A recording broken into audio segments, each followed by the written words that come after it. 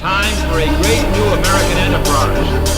Time for this nation to take a clearly leading role in space achievement, which in many ways may hold the key to our future on Earth. Now it is time to take longer strides.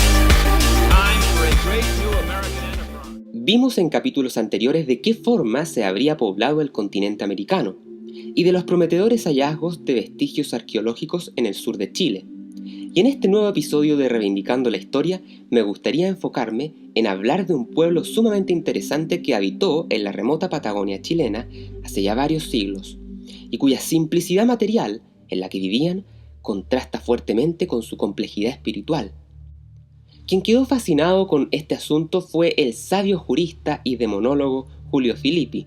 En 1978 publicó un trabajo antropológico sobre el pueblo yámana bajo el respaldo de la editorial universitaria y que el Centro de Estudios Públicos ha rescatado en uno de sus compilados que se ha elaborado para honrar la memoria de este gran pensador chileno del siglo XX. Pero antes de sumergirnos en ese trabajo, vamos a referirnos primero a las generalidades de estas antiguas gentes pobladoras del Chile prehispánico.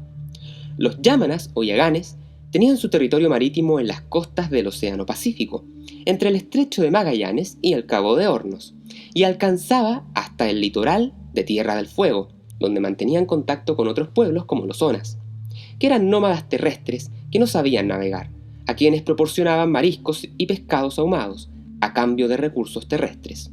Al contrario de otros canoeros, pasaban más tiempo en tierra, levantando toldos cónicos con un armazón de ramas cubiertos de pieles, y a pesar de lo simple de sus tecnologías y formas de vida, los yámanas poseían complejas creencias religiosas.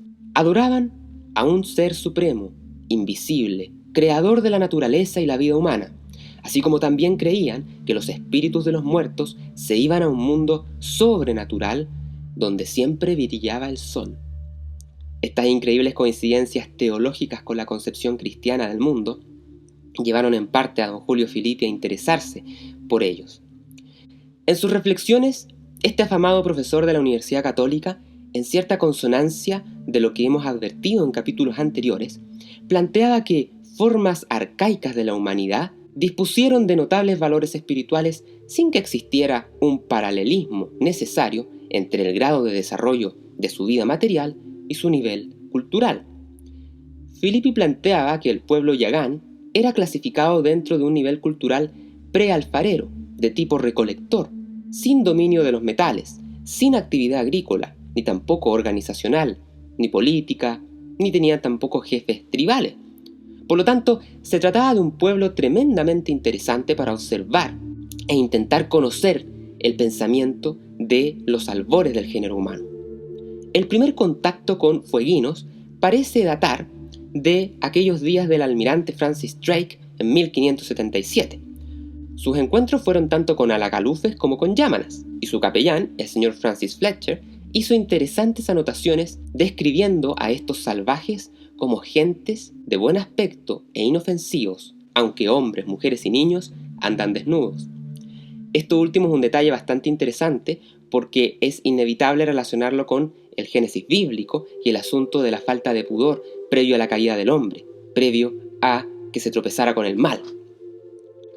Sin embargo, también existen testimonios más oscuros de futuras interacciones. Por ejemplo, en 1624 parte una expedición al mando de Jacobo L'Hermite, quien quedó en tierras patagónicas debido a una fuerte tormenta. Y al día siguiente fueron, según ellos, atacados por salvajes, quienes habrían matado a 17 hombres llevándose parte de sus cadáveres.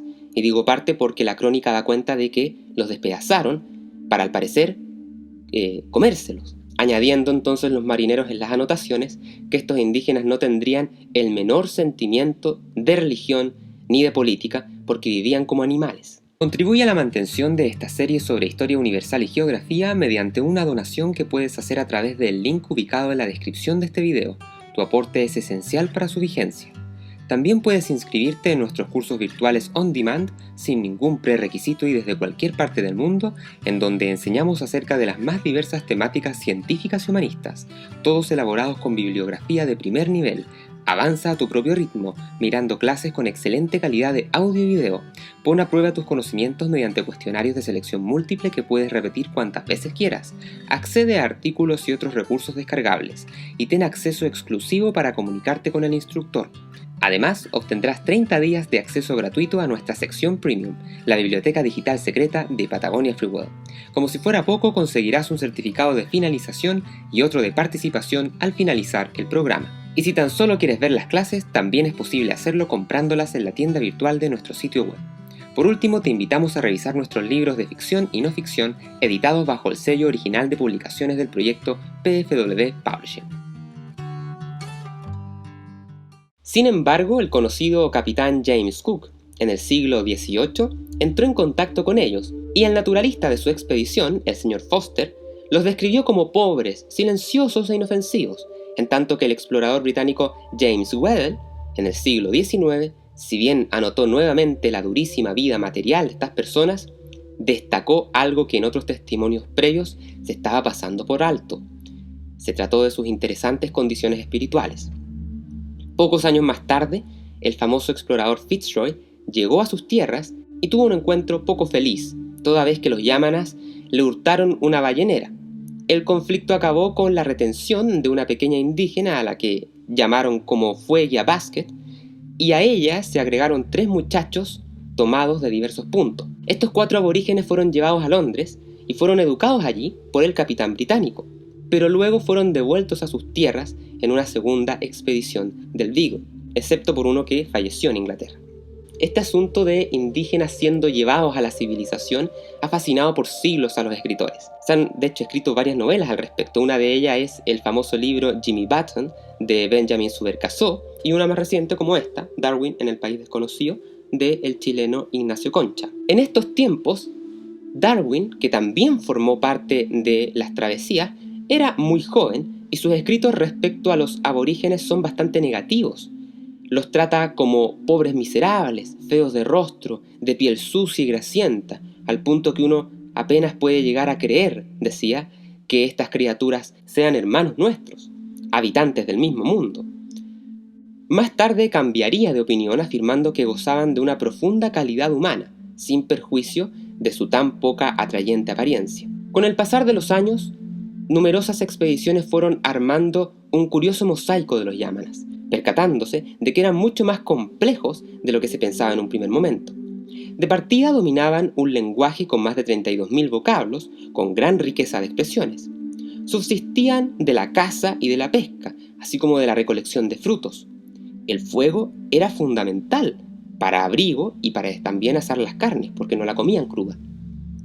Comían desde pájaros hasta grandes cetáceos, que de hecho solían ser cazados, capturados, mediante la acción de varias canoas. Y la famosa imputación de canibalismo que se había hecho por estos marineros del siglo XVI habría resultado del todo incoherente, toda vez que se descubrió que gozaban de una creencia en una vida posterior y el natural respeto con sus congéneres, a tal punto que incluso no consumían de ciertas carnes como zorro, ratas o perros que podrían haberse alimentado de carne humana. No poseían ninguna organización política, ni judicial, ni religiosa. Su estructura estaba constituida únicamente por familias, manteniendo el conjunto de su unidad natural debido a parientes cosanguíneos. Sin perjuicio de eso, sí se identificó la existencia de una persona anciana que resolvía conflictos familiares, aunque los mismos yámanas no la investían de tales facultades. Se trataba simplemente de una autoridad moral. Y como bien introducíamos, los yámanas eran monoteístas, con un claro concepto de un ser superior. Era para ellos un espíritu personal que vivía absolutamente aislado de todos los demás seres, y era el único que podía dictar leyes obligatorias. Disponía él de la suerte de los hombres, y solo a él le tributaban total sometimiento.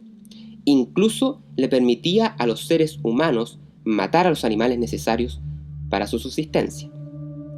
A este ser supremo le tenían muchos nombres, entre ellos Batawinaiba. Fíjate en Batawinaiba y no te olvides jamás de él. Él sabe todo lo que hace uno. Él ve y mira nuestros actos. Él castiga a los flojos y a los malhechores. Él quiere que cada uno se conduzca como ha sido la costumbre buena entre los yámanas. Se decía por los ancianos en la ceremonia de iniciación de la juventud. Y yo lo sé, El parecido con la concepción teológica judeocristiana es impresionante, y Julio Filippi deja en claro de que hay total certeza de que estos conceptos sí son originarios del pueblo yámana y no una proyección de los exploradores cristianos que interactuaron con ellos.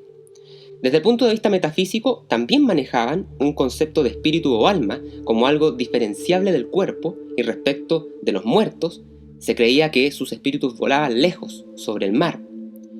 Ideas bastante curiosas, imposibles de no relacionarlas también con ciertos mitos nórdicos y germánicos, de los cuales bebió, por ejemplo, el lingüista Tolkien para crear sus tierras imperecederas en su famosa Tierra Media. Y por último, es interesante destacar la creencia en un terrible ser maléfico denominado Yetaita, que vivía en las profundidades de la tierra, pero al mismo tiempo se estimaba que todos los espíritus malos estaban de todas formas sometidos a su Dios, tal y como acontece en el cristianismo.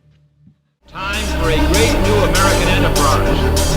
Time for this nation to take a clearly leading role in space achievement.